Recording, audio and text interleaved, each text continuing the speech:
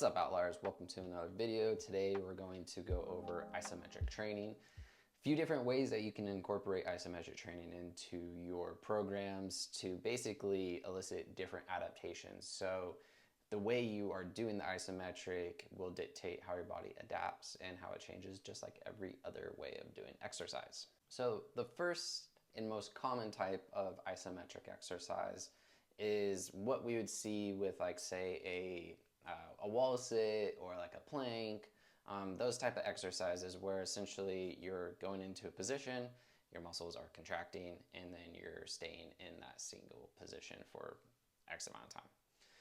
And what's really great about these is they're simple, very low chance of injury to do these exercises, not ultra complex. There is the chance that you can add more weight to them if you want them to be more difficult, say like a wall sit, if you want to hold a weight in a goblet position or set something on your legs to make it more challenging. That's a wonderful thing. But we often don't think about how we can actually take that approach to, like, say, machines, where we can actually force out against, say, in a leg extension or a hamstring curl on a machine, and actually get that type of isometric holds to help strengthen up the muscle, but also strengthen up the tendon. So essentially, when we're doing isometrics in this standard hold for time fashion, we're contracting the muscle belly, which is going to be shortening throughout the duration of the contraction. Meanwhile, the tendon is actually going to be lengthening, which is wonderful because that's going to help strengthen and restructure that tendon to make it more resilient. And the tendon and muscle obviously need to have a good relationship with each other to maintain proper, biomechanical functions and also athletic performance. These type of isometrics are also really great for rehab style exercise because, say you're experiencing knee pain.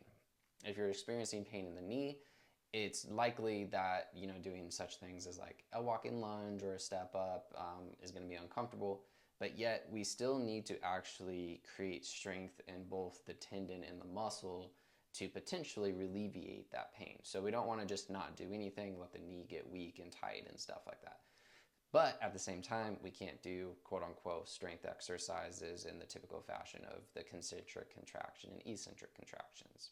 So if we can go with the isometric, it's a very low pain, but still very efficient at creating strength, once again, like I said, from that muscle into the tendon, and hopefully alleviate some discomforts. It has been shown that isometric exercises can actually help to reduce discomfort and pain in an area, which if you use those, say, prior to an exercise routine, and maybe the knee's not very strong yet, but it needs a little bit more warm up before you go do those lunges or something like that, an isometric exercise would be a wonderful way to warm up the muscle, but also warm up the tendon, get those proprioceptors talking to each other, and make sure that when you go do the lunge or the squat or the step up, everything's functioning together. Now, another way to use isometrics in a training program, a little bit away from like the rehab and more traditional style of that hold for time, is if we use it in tempo. So tempo, how I program it, everyone kind of programs a little bit different, but I use 4 numbers when I program tempo. So if I'm going to program with tempo, I'm going to use these 4 numbers. 1 number is going to indicate the up or the down start phase of the exercise. So we'll use we're going to use a squat, for example. So the first number is going to indicate my down. So if my first number is a 1, I'm going to take 1 second to my bottom position. Now, if the second number is a 5, that means I'm going to hold at that bottom for 5 seconds. And then if my third number is, once again, a 1 second back up. And then say my fourth number is 2 seconds at the top. And this can be applied to all exercises. There is essentially a top, a bottom, and then the movement between the top and the bottom. So if we're using isometrics within tempo, we can also call them pause squats or pause push-ups or whatever the exercise is, and we call it a pause. What's really great about using these type of isometrics is they're still with movement, so they're more going to be based around building up some strength. So while we're building up strength with using these tempo isometrics, we're also likely going to create more muscular breakdown. So that's wonderful if we're in a training phase where we're trying to, do a little bit more hypertrophy and actually get the muscles to, tear apart a little bit more, and then they can remodel, come back stronger. So if that's our objective and our goal in a hypertrophy, it's really nice to add in these style of tempos, which is also really cool for strength training and, the strength hypertrophy, because sometimes we get a little bit lost in the sauce with lifting and we think like, oh, we just always need to lift more weight. Like last week I bench pressed 200 pounds. So this week I have to bench press 205, next week 210, 215, so forth, so forth, so forth. And there are ways that we can do that with like reps and sets manipulations, but another really cool way to kind of mess with our body a little bit and cause adaptations is to use these tempo isometric pauses, because likely we're not going to use as much weight if we're having to hold a position for, say 5 seconds at the bottom, like your squat, for example. If you're holding 5 seconds at the bottom, trust me, you're not going to want to be using the same amount of weight if you're just doing normal reps.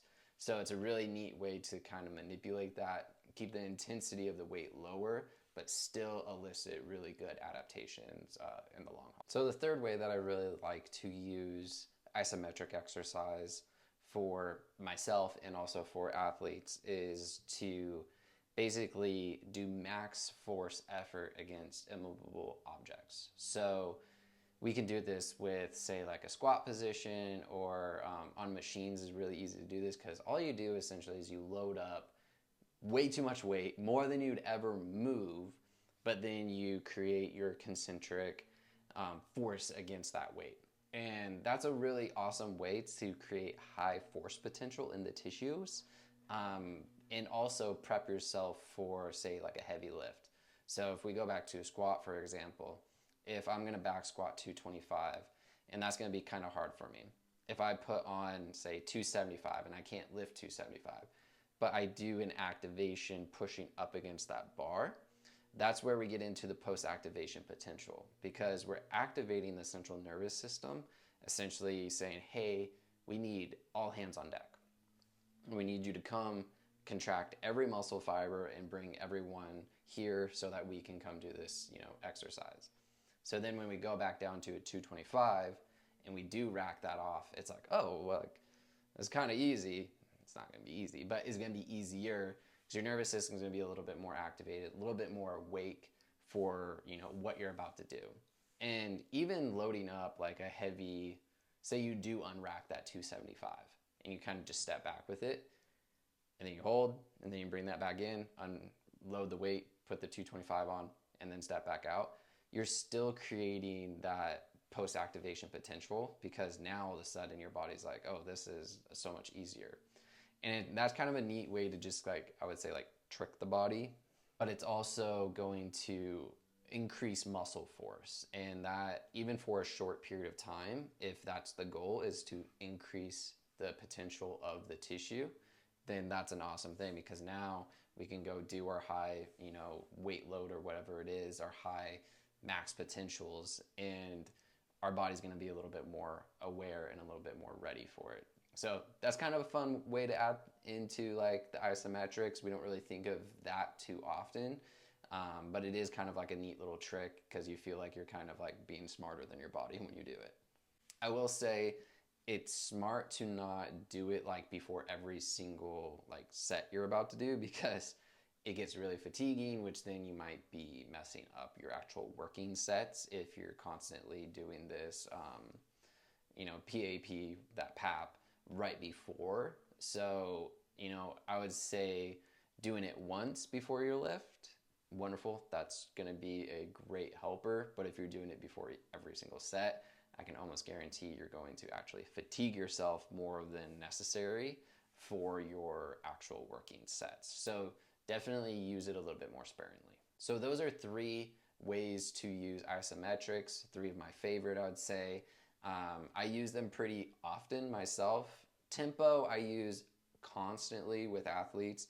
So I really think it's a good way to kind of manipulate weight without having to always put them under more and more and more weight, which is sometimes increasing chance of injury, and especially if we're trying to avoid that, then it's a nice little trick. But then also going back to the standard hold for time is a wonderful way to increase that muscular demand while not really asking too much of the body. So that low risk, high reward type exercise is always going to be a 5-star for me. So if you like this video, please like and subscribe, and I'll see you in the next one.